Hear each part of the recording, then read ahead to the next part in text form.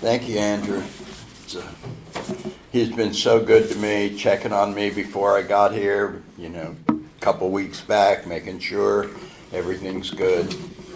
I'm a dick. So he messaged me a couple days ago and said, "We're so excited to see you this weekend." And I texted back, "Oh my God, that's not this weekend, is it?"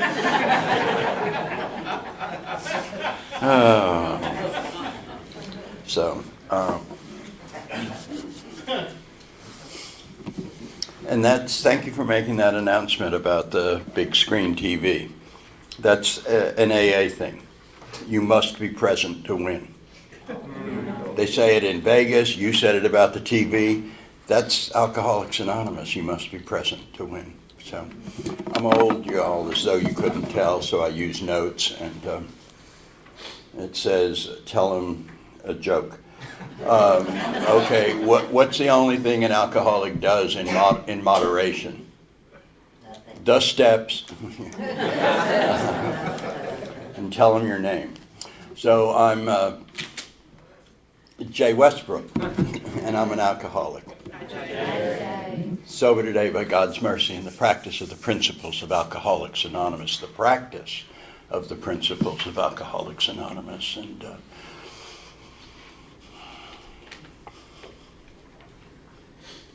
humbled to be here. Statistics, today, 34 years and 49 weeks today. I'm 3 weeks away from my birthday, December 2nd. I'll be 35. And this is my first sobriety. I ran out of a burning building with my ass on fire, and I haven't run back in yet. And okay. I have a sponsor. Her name is Kathy Netches. Kathy has a sponsor. Her name is Peggy King. They know that they're upline from me. I have sponsees who have sponsees, including people in this room. And that's how it works, because my experience is if I'm holding my sponsor's hand and my sponsee's hand, it's really hard to pick up a drink, let alone get the crack pipe lit. If I'm like this, it's like, oh my God. And I speak a lot in my professional world. I'm a hospice nurse and grief counselor, and I'm a speaker. And I speak a bunch in AA on Zoom and in meetings, and I don't know what to say tonight. That doesn't happen very often. I don't know whether to tell you a love story. I told you one love story this morning in that workshop of Jay and Nancy. And I'm in love with my wife, Nancy, who's no longer with us, died with pancreatic cancer in my arms in our home. And I'm in love with my wife. I'm in love with my life. I'm in love with my God. I'm in love with Alcoholics Anonymous and our steps and our traditions and our fellowship. So I may tell you a love story. Or I might tell you a rags to riches story, and I'm not talking about money, not that kind of riches. And maybe I'll try and weave the two together. And Before I get into all that, let me just say the most important thing. Some of you may need to leave early, go home to dogs or kids or what have you, but here's the most important stuff. Just welcome to Alcoholics Anonymous. Read that book. It's good. And welcome to Alcoholics Anonymous. We have a solution for your alcoholism. If you're male or female, black or white, gay or straight,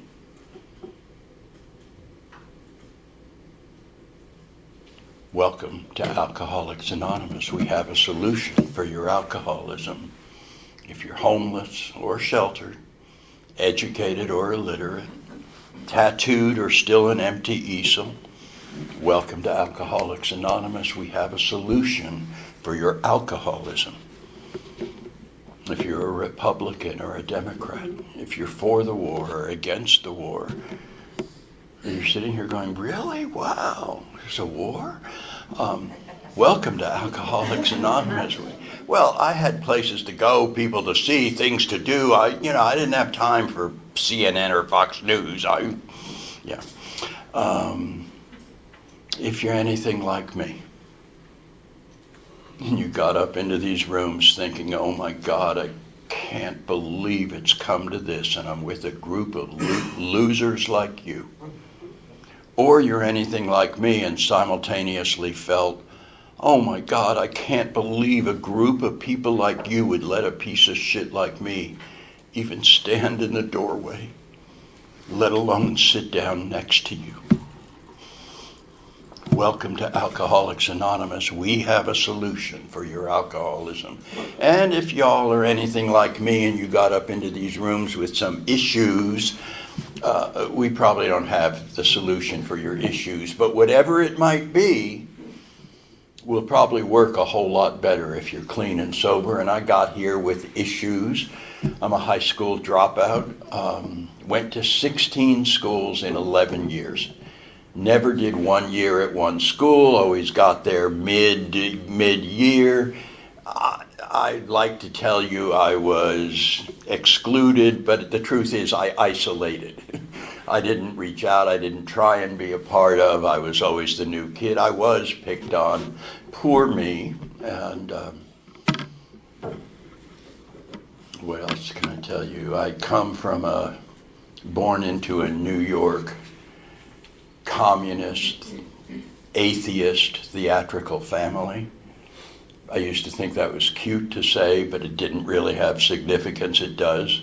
Theatrical means I learned how to make believe, make you believe the make-believe, and I would eventually believe what I made up.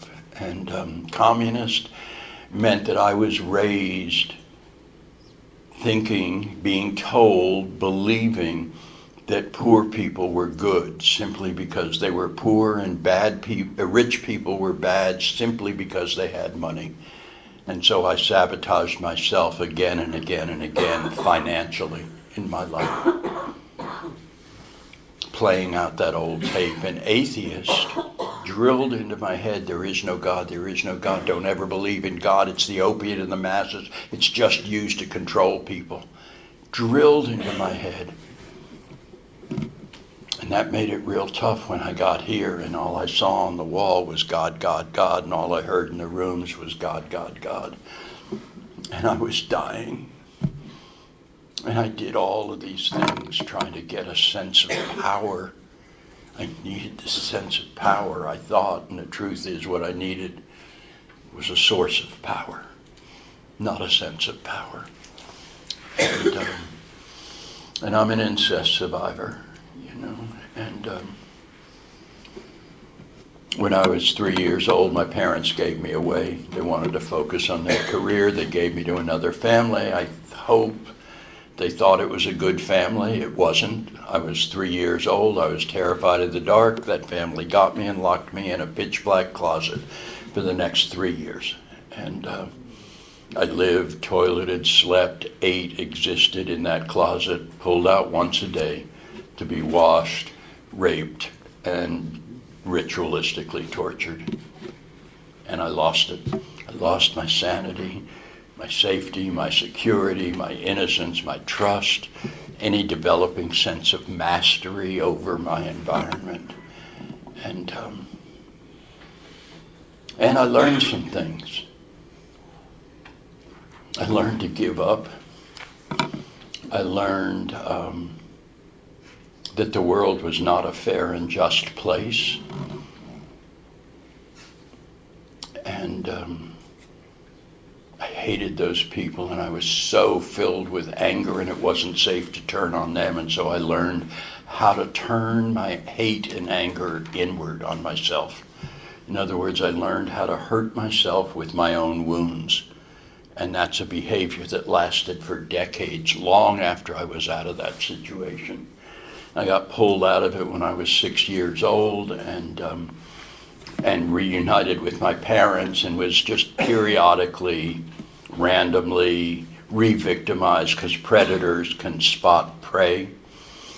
And then we moved to California. I think I was 15 or 16, and a year and a half later, I found alcohol and drugs. And oh my God, they were a solution. They weren't a problem. They let me stay on the planet, kept me from suiciding, made me feel like I had, skin, not just exposed nerves. It felt like there was actually skin there.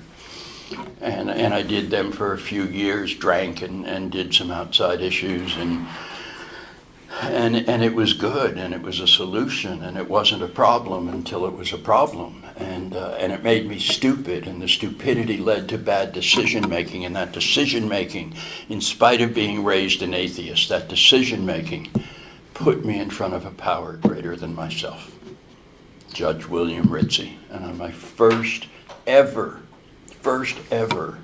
encounter with the criminal justice system, he slammed that gavel down and sentenced me to double 5 to life in the penitentiary.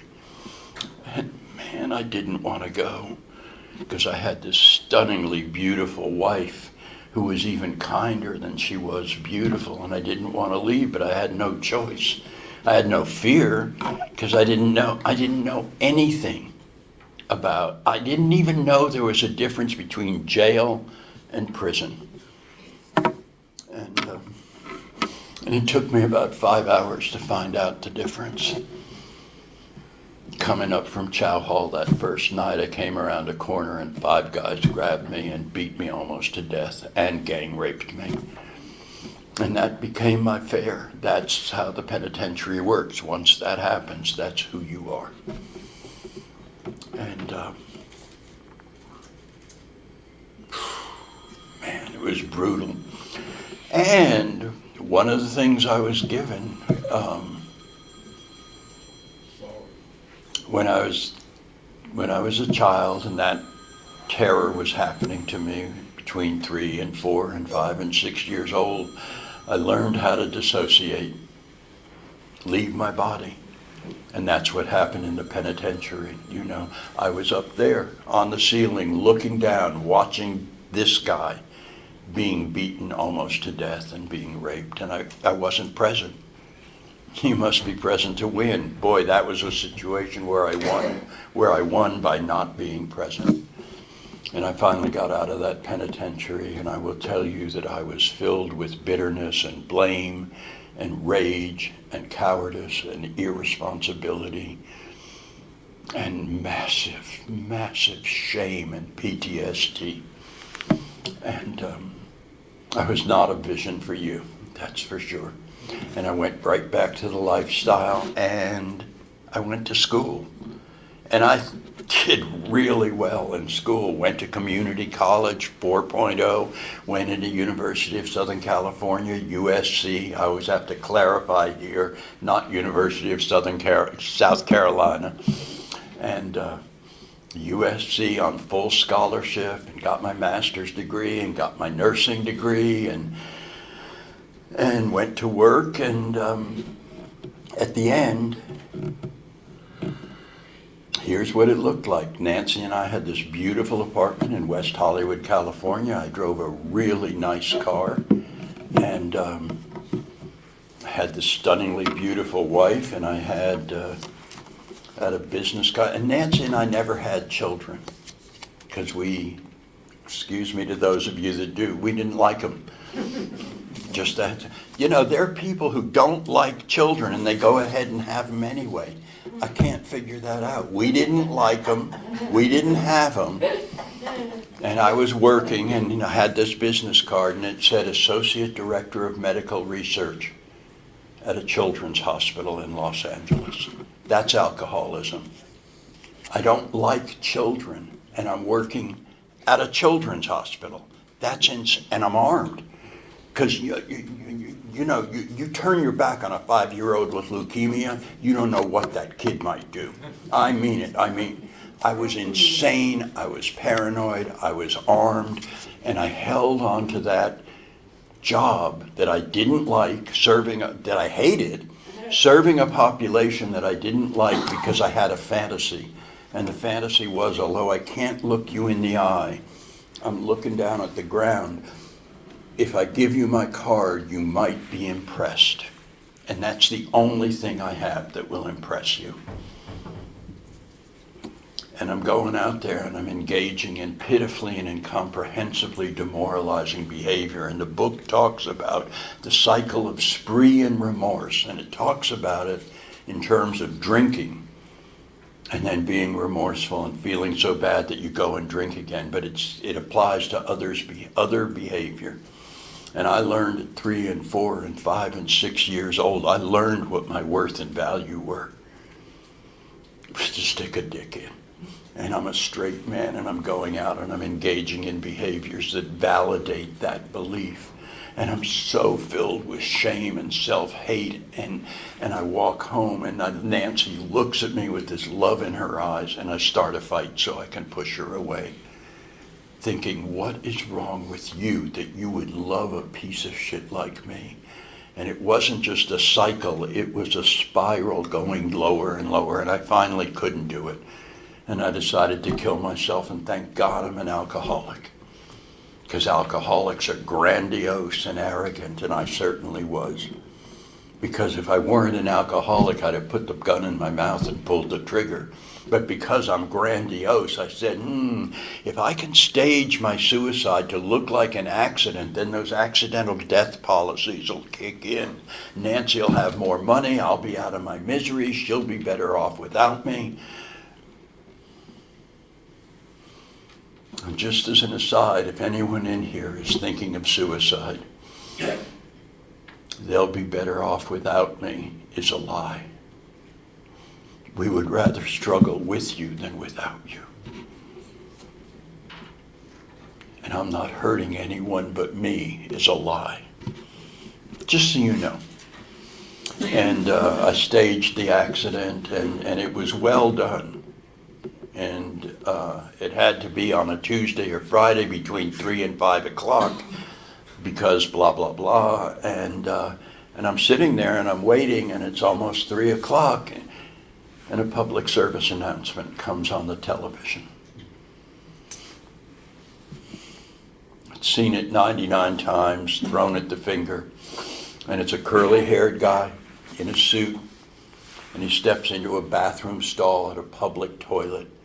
And he does a little one-on-one of cocaine, and as he's closing the vial, it falls and it rolls behind the toilet, and he gets down to get it. His cheek is touching the toilet seat, and they freeze frame. And the voiceover says, "Welcome to the glamorous world of cocaine. If you have a problem, call this number." And I burst into tears, and I picked up the phone.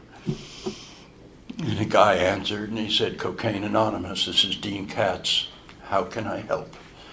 And he kept me on the phone, and 90 minutes later sent me to a meeting. And that was my first meeting, and they said to me, "Honey, you are really sick." And I went, "Oh my God, thank you." They said it wasn't a compliment, it was an observation. "You're really sick, you'd probably benefit from morning meetings. We're cocaine addicts, we don't do anything in the morning.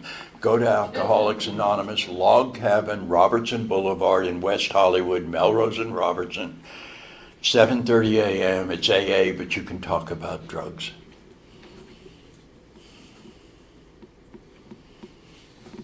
And that was a Friday, and I walked up the steps of the log cabin on Monday morning with 3 days sober. And there was a gay boy at the top of the steps in a pink shirt.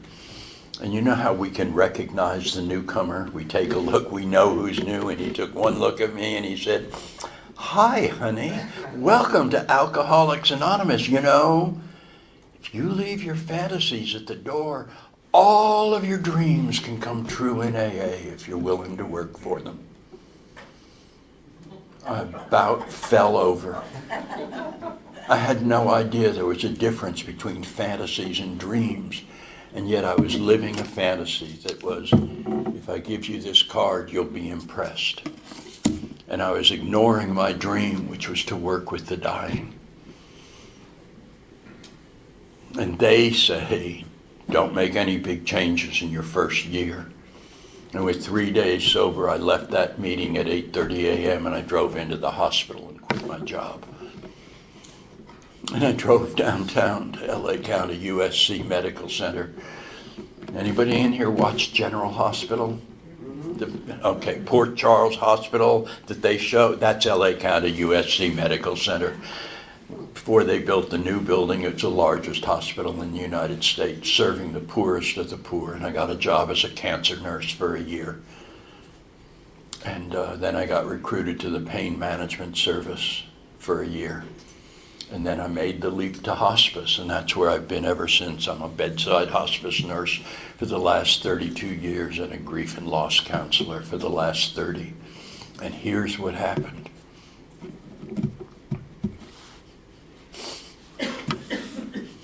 The place where life and death meet is filled with God.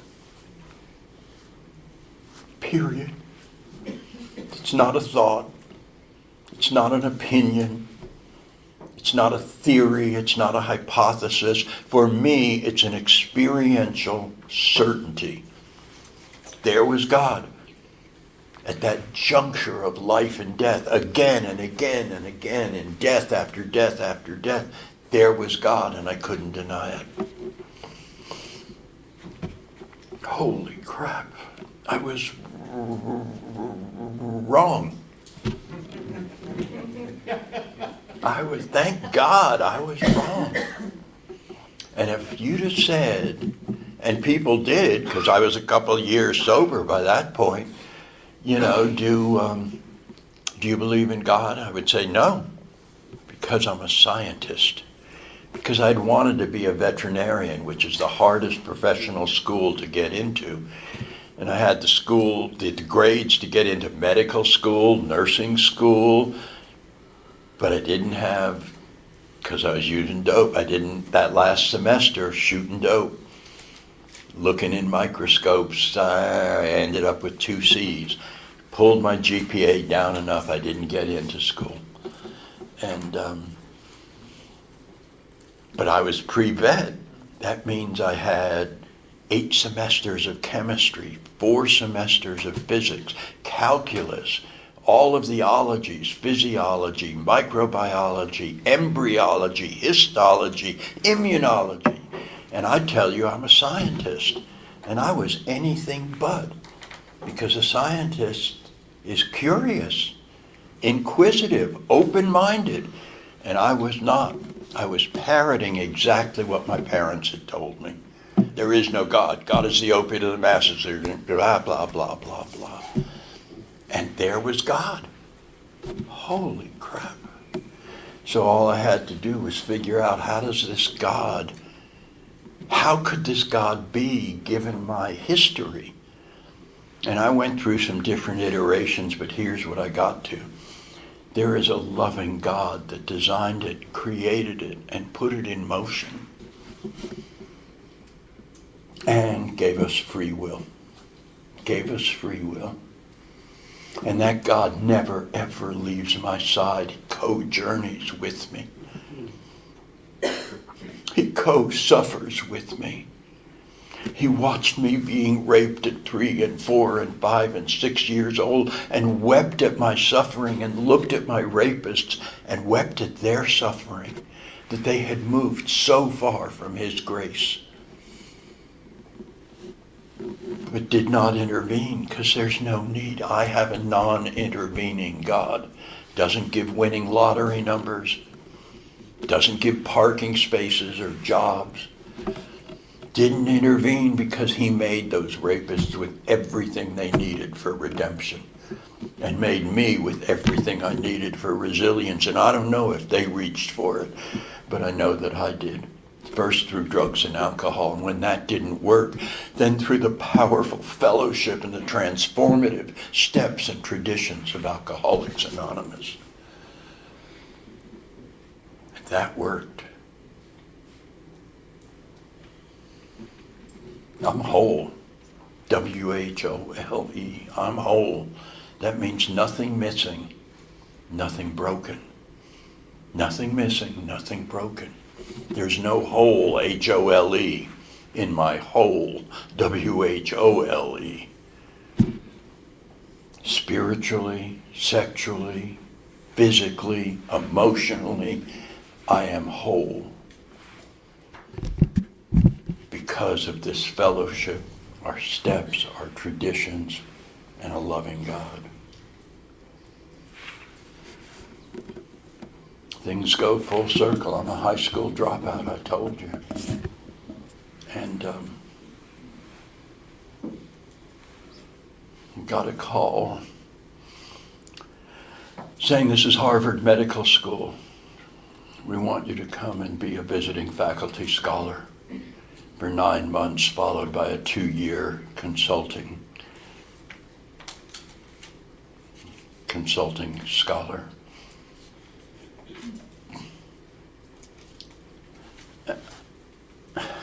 I mean, that's just not possible. It's like, so I went, and I got there a couple days early, and I started to freak out. It's because I'm still this piece of shit in my mind at that point. And I looked up a meeting, and I found a meeting at MIT, Massachusetts Institute of Technology, and I went, and it was janitors and deans and professors and administrative assistants, and it was we're not people who would normally mix. And I broke down crying, and I said, I'm this ex-con, drug addict, alcoholic, incest surviving, high school dropout, and how could they choose me? They made a mistake, and blah, blah, blah, and everybody laughed. And they said, well, that's how we felt when we got our jobs at MIT. And except this one guy pulled me aside at the end of the meeting. He said, you're about the most arrogant guy I've ever met. And I looked at him, I said, what are you talking about? He said, Harvard Medical School is one of the finest medical schools on the planet. The people who teach there are amazing. And you come into our town, and you come in and you start judging their competence in having chosen you. Who the hell do you think you are? And it was that reverse ego. There was no humility. It's like, I'm not a piece of shit. I'm the biggest piece of shit. Aren't you impressed with what a piece of shit I am? And it really right-sized me. And I went in there, and I spent 9 months as visiting faculty scholar, and then 2 years as consulting faculty scholar. And I've gotten to lecture at multiple times at USC and UCLA schools of medicine and schools of nursing. And that doesn't happen to a high school dropout, ex-con guy like me. And I got to open the first palliative care and bereavement service in a community hospital in California. And one day the phone rings, and I pick it up, and I said, palliative care, this is Jay, may I help you? Palliative care, this is Jay. It's probably a sales call. And the voice goes, Jay Westbrook? One of the most amazing speakers on end-of-life issues in the United States? And I said, well, yes, it is. What can I do for you? He says, my name is Chaplain Keith, and I run this little nonprofit hospice in Northern California. I need you to come and do a 5-hour being with dying training for my medical staff, my volunteers. I said, that's great. That's part of how I earn my living, is lecturing. He said, you're not listening. I said we're small. I said we're nonprofit. We're not going to pay you. We're not going to pay your way, but you need to come. It's like, I like this guy's attitude, man. There's something, I said, are you sure you're nonprofit? Yeah, I'm sure. I said, okay, look, it's Southwest Air. I can come for $49. Where are you? He said, Sacramento-ish. I said, I can come. $49 each way. I'll throw it to you, and I'll do the little training for your volunteers and your medical staff, 5 hours being with dying. We set the date. We're getting off the phone. He goes, oh, I can't remember. I don't know if I told you, but this is the hospice of the California Department of Corrections. You're going to come behind bars in one of the big Northern California prisons. My volunteers, my 71 volunteers, are guys doing life without parole. They've been locked down for decades. Doesn't matter, right? I said, wrong. Let me get back to you. And I called Kathy, my sponsor. I said, oh my God, honey, what do I do? Do I go or not? How do I go and hear metal on metal closing behind me? And what if I walk into that room and I see and recognize men who gang raped me decades ago? What do I do? Do I go or not? And she said, oh, sweetheart, I can't tell you whether or not to go, but my suggestion is that you go through the doors that are open. Love you, click. Oh my God. So I went, and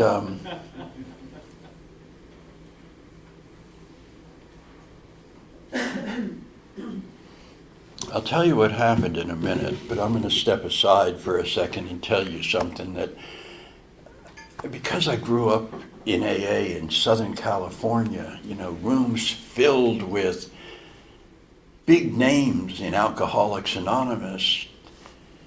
David, I think, talked about Chuck Chamberlain and, we Clancy. I mean, we have Dr. Paul. We have the big AA names there, and we have celebrities.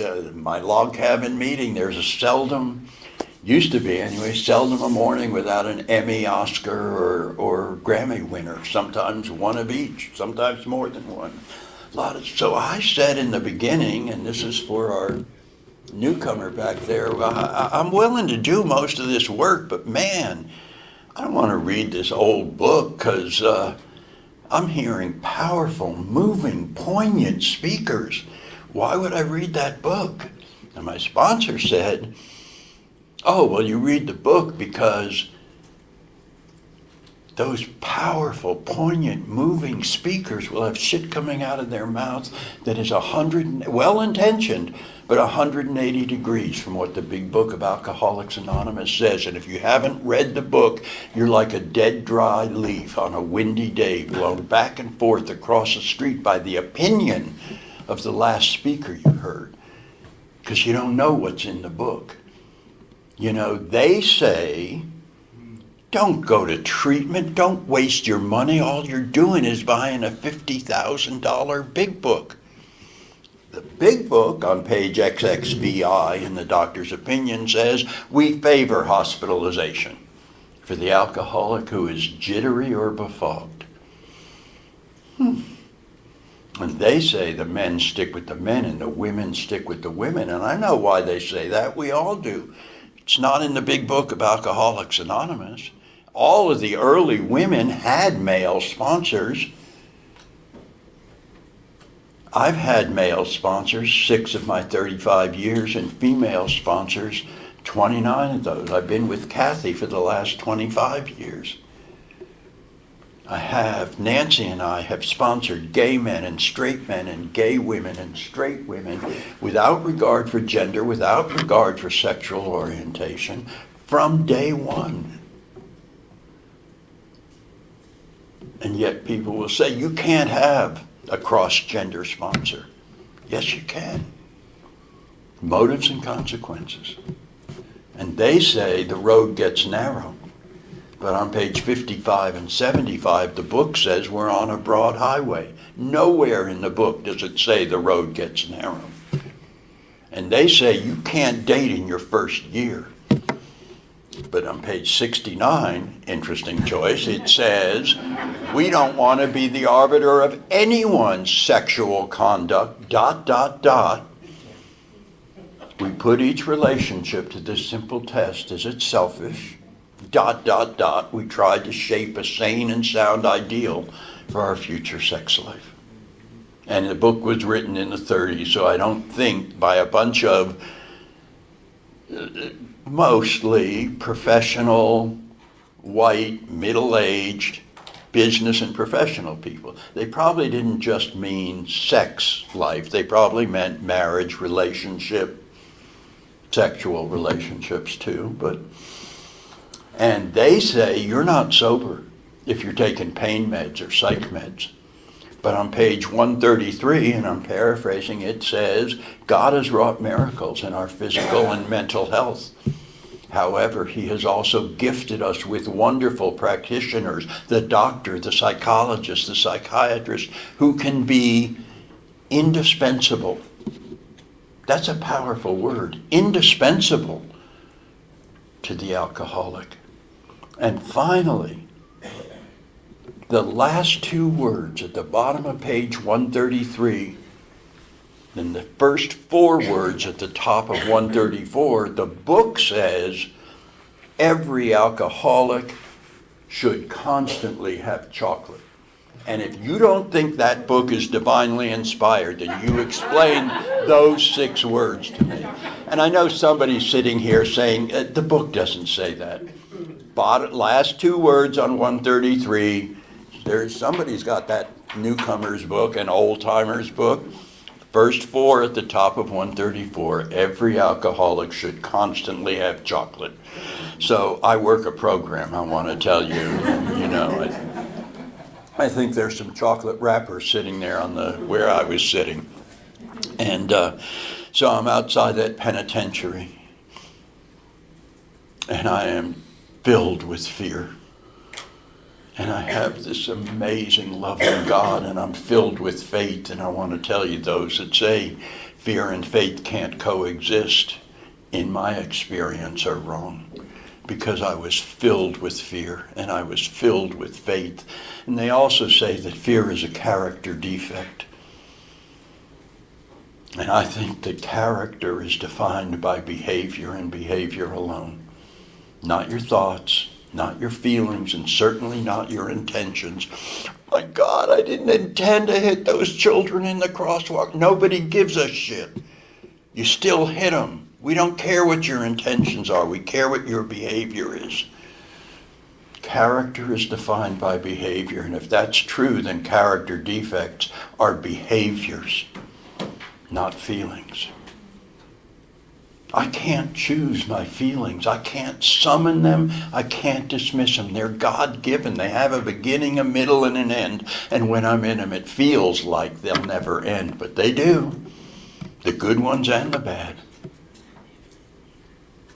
What I can choose is my behavioral response to the feeling. When I feel enraged, I can't summon it. I can't dismiss it. Can't choose it. I can choose my behavioral response, vengeance or forgiveness. When I'm feeling so lonely, I can choose my behavioral response, isolation or reaching out and engaging.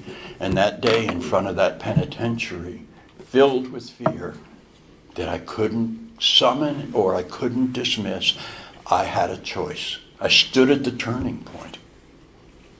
And I got to choose either cowardice or courage. And I took the hand of God and I took the hand of AA. I chose courage and I walked into that penitentiary and into that room with the 71 inmate volunteers, hospice volunteers, and the medical staff. And I didn't recognize a single one of them. And I did my 1-hour AA story and a 4-hour being with dying training. And I had healed in me that which I didn't even know was broken. And I had awakened in me and for them a level of compassion that had been previously inaccessible. And I walked out of that penitentiary a free man.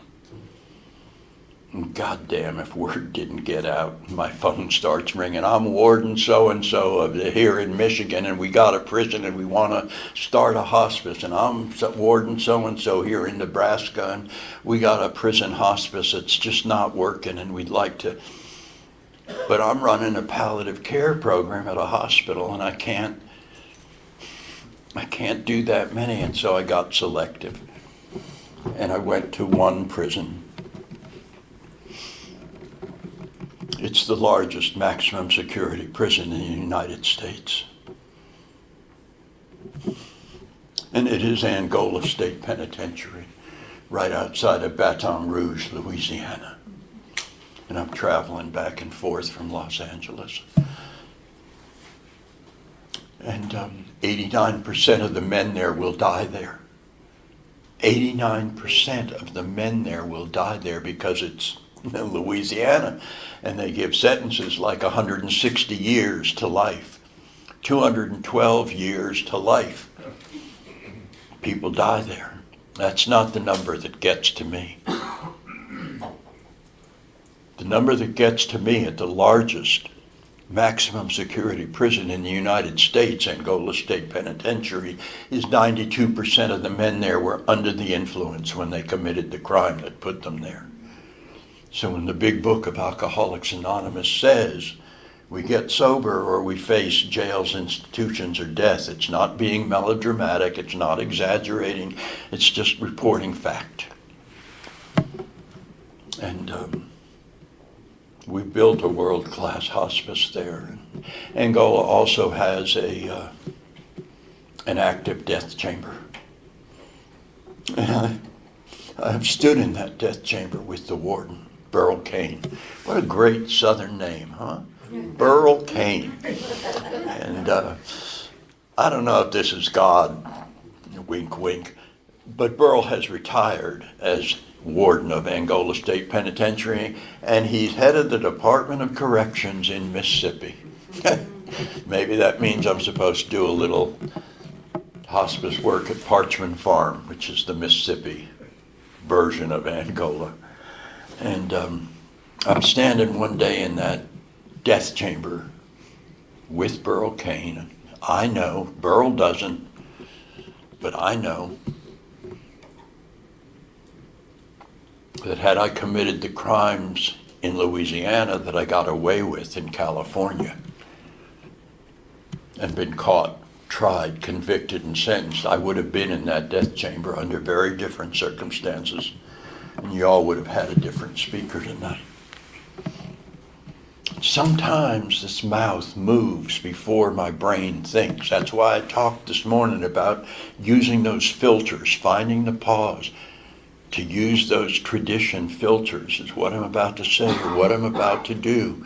Going to create greater separation or greater unity is what I'm about to say or what I'm about to do. Self-sabotaging or self-supporting. Blah, blah, blah. And I'm standing there with Burl and I said, hey, Burl, last 3 men executed in this room, what'd they do? I had no reason to ask that. I had no reason to have that information, but I asked and he answered. And I still have nightmares about the images that he put in my head as he described what those 3 people did. And then he looked me dead in the eye and he said, but you know what, Jay? While I have no problem carrying out the court-mandated consequences of the prisoner's behavior, I will tell you that every man who's executed in this room, I hold his hand, I tell him he's loved, and that he's not alone. Burl Cain is a man of God, and he lives what any of you who have ever heard me speak have heard me say, and that is that God has no grandkids, only kids, and God doesn't make junk. Let me say that again. God has no grandkids, only kids.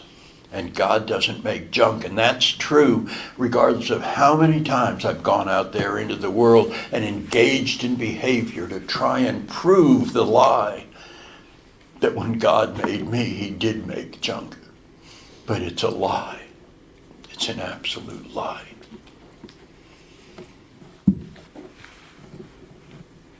I'm so blessed to be in this program. I'm so blessed that Nancy and I found those 12 traditions that gave us the tools to transform deep loving feelings into consistent loving behavior. But we had to work steps 2. And I don't mean step 2, I mean we had to work steps also. And we did, you know, and I came in thinking I was a cocaine addict. I'm not an alcoholic. I drank a lot, but it was just to take the edge off the cocaine. And then my sponsor had me put pen to paper about my drinking, and it was like, holy shit, I'm an alcoholic. And had me write out what What happens when you try and stop, change, limit, or modify your drinking? And again and again and again, it was failure. You know, and there's a difference between powerlessness and insanity. And I'm lucky I got both. You know, I'm insane. That means repeating the same behavior, really believing in my heart, this time it'll be different. That's insanity. Powerlessness is repeating the same behavior, knowing it's not going to be different, but unable to stop yourself from doing it. You know, and I have a different experience with alcohol than I do with other. I went to a Dodger game once, and this is all a lie, but I went to a Dodger game, and guy was selling the peanuts, and I got a bag of peanuts, and I was eating the peanuts, and my throat started to swell. I was having an allergic reaction, and they rushed me over to the hospital, to Good Sam, and in the emergency room they gave me epinephrine, and you know, took care of me and said, you're allergic to peanuts. And it took a while to get treated and go through all that. By the time I got out, I was hungry, and Nancy and I went to a Chinese restaurant, and I said, let me have the Kung Pao chicken. And Nancy said, well, honey, that's got peanuts in it. And I said, yeah, but they cook them. It's different than earlier today. And I ate that Kung Pao chicken, and I had an anaphylactic shock, and they rushed me to the hospital emergency room, and man, my tongue and my lips had swollen up, and my lips were cracked, and everything hurt. And then they saved my life, and I got out of the emergency room and said, oh man, this hurts. Let's stop at Baskin Robbins. And what do you think I ordered? Can I get a peanut butter and chocolate? And it happened again. You know, we don't do that with peanuts. We don't do it with strawberries. We do it with alcohol. And I couldn't see it until pen to paper. And I'm a smart guy, I'm educated. And I told my sponsor, I don't need to do this, you know, I can just think and talk. And my sponsor said, well, sure you can, but here's the deal. There's a bullshit detector between your brain and your fingers that doesn't exist between your brain and your mouth. And I'm not calling you a liar, Jay, but you'll get a different level of clarity and honesty when you put pen to paper than when you just think about it or talk about it. And it turned out my sponsor was right. I couldn't believe it. So I did that inventory work, and I looked at how my life was unmanageable. Well, my driving, I'm insane. I chase people on the freeway, you know, at 4 miles an hour in LA traffic. I'm upside down on the money. I'm trying to impress people. I'm trying to, you know, just every area of my life is unmanageable in early sobriety. And I'm writing all that out. And I had trouble with step 2 because it didn't give me any tools. It just says, came to believe a power greater than ourselves could restore us to sanity, gave me hope, but didn't give me tools. And I didn't believe in God yet. But I believed in the group, and I saw that y'all seemed happy. And I ran around and said, you know, because when you get here, you have that, what I call absolutism, alcoholic absolutism. Always, never, everyone, no one, right, wrong. I mean, you only see black and white. There is no gray. And I saw everybody in AA is happy except me.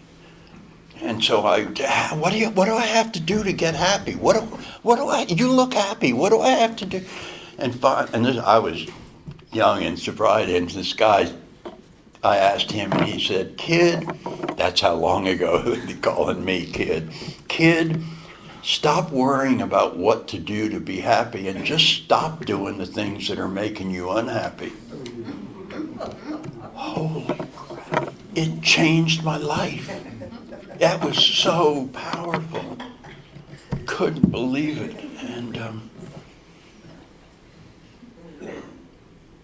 And I did step 3. I became a seeker. And boy, I started opening my mind, and there I stepped into hospice, and there I found God. And I already told you that part of the story. And then did step 4, and I was taken through 5 inventories. We always say there are 3: resentment, fear, and sex. And I got 2 more added that I passed on. The 4th one was, okay, what did you leave off? What are the secrets you take to the grave? What did you not put on there? Let's get that stuff down. And then the 5th was, what are your assets? Your strengths. What's good about you?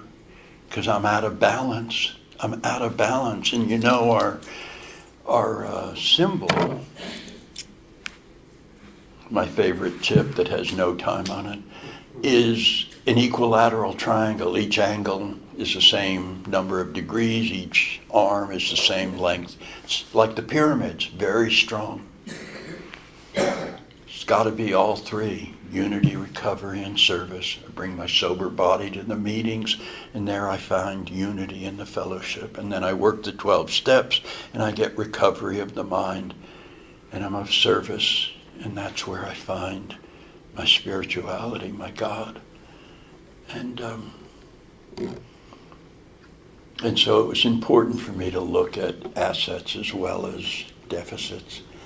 And then step 5, we read it. And step 6 and 7, I didn't have an intervening God. I didn't have a God that I could say, please remove these, and he would just reach down and pluck them away. If you do, God bless you. I don't. And so I had to do some work there, and I had to look at what the defects were and define them and make sure that they were, in fact, defects, and that there weren't duplicates. Vengeful, vindictive, and punishing are probably not 3 separate defects. They're probably 1. And I want to make myself to be the worst, so I make this long, get rid of that one, get rid of that. That's a feeling, that's not a behavior. You can't choose your feelings. Get rid of that feeling. So I ended up with behaviors, and then looked at how they harmed me and blocked me from recovery, how they harmed others and blocked intimacy. Made a list, put a 3x5 cards, defect on the front, asset on the back, the opposite on the back. Pull one every day. Look every morning, look at both sides, and then go through that day watching for that behavior and correcting it. And did the step 8, who did I harm, how did I harm them, what were the defects of character at play, and then got to step 9. And that was after doing that deck of cards several times. Because here's the deal, there's a difference between an apology and an amends, and if there wasn't, then the other name for the Bill of Rights would be the first 10 apologies to the Constitution. And it's not, it's the first 10 amendments to change for the better. And in doing that 6 and 7 step work, I change who Jay is for the better. So that then when I go into step 9 to make amends, they have depth and weight. And people can look at me and go, you've changed. You sound different. You carry yourself different. I can tell you have amended who you are. And the hardest amends was done first. And it was to me. And I take my sponsees through this. And it's because it says in step 8, made a list of all persons we had harmed. And became willing to make amends to them all. And in 9 it said, made amends to all of these people, except when to do so. So I started with me, in a mirror, out loud, full volume, eyeball to eyeball, not eyeball to forehead, eyeball to chin, eyeball to eyeball. And everybody that I've had do this sits down and they feel kind of silly and they giggle and they laugh for about 10 or 12 seconds. And then it gets real. And you make that amends. I'm so sorry that I did this that caused you or cost you to go to the penitentiary and experience these things and have to walk through your life with a felony record and be separated from your family. And what was going on was list of character defects. I was violent, I was reckless, I was greedy, I was go through all of the things and then stop after saying the ABCs. A, it's my intention to not repeat these behaviors. B, is there anything I've left off? C, what can I do to set this right? Close my eyes and wait for the shift to happen. And I can feel it happen, and now I'm the person to whom the amends has been made. And I open my eyes and I'm looking in the mirror at the guy that made the amends to me. And I just speak from the heart. It might be, too fucking little, too late. Or it might be, thank you, I've been waiting for this so long. And I forgive what I can and identify what I can't. And what would have to happen before I would ever forgive myself for that? And when I get up from that mirror, I'm a free man. And that's a tool that I can use periodically as needed, and that my sponsees use. And then 10 is writing inventory, and we talked about that this morning. I either write it or create it. I'm going to take my inventory, and if I don't, I'm going to take yours. And then 11 is prayer and, not or, prayer and meditation, and 12 is carrying the message. I'm very blessed. I'm overpaid, without a doubt. And I'm country. I'm a little weird. I drove a black Dodge Ram pickup truck in Los Angeles for 27 years. Had 105.1 on the radio. That's country music in Los Angeles. And now I'm in Mississippi and I don't have a pickup truck. It was just a regular cab, and I was moving to cross country, and my dog is too big. I didn't have a second cab. And I got this SUV and I hate it. I want to get a pickup truck. I'll probably trade it in. Anyway, I'm country. Always been. Lucchese cowboy boots. Big Cowboys of Faith belt buckle. Country music, pickup truck. Favorite group, Rascal Flatts. Favorite song, God bless the broken road. And all I'll say is, God bless the broken road that led me straight to Nancy Morgan Westbrook. And God bless the broken road that led me straight to Alcoholics Anonymous. And God bless the broken road that led me straight to God. I walked in these rooms, Humpty Dumpty broken, like all the king's horses, all the king's men could never put Jay back together again. And y'all did. And I am a proud, humbled, grateful, blessed example of what happens when you go to the AA repair shop. And I thought that was a pretty cute line until I thought about it in greater depth. AA is Alcoholics Anonymous. Repair, R-E-P-A-I-R, re means again. Pair, P-A-I-R, means to bond or connect. And this AA repair shop connected me again to a loving God, to myself, to Nancy, to a purpose for living, to live fully, love deeply, serve others, and a set of principles and tools by which I can live that purpose. How blessed are we? I'm Jay Westbrook. I'm an alcoholic. Thanks so much.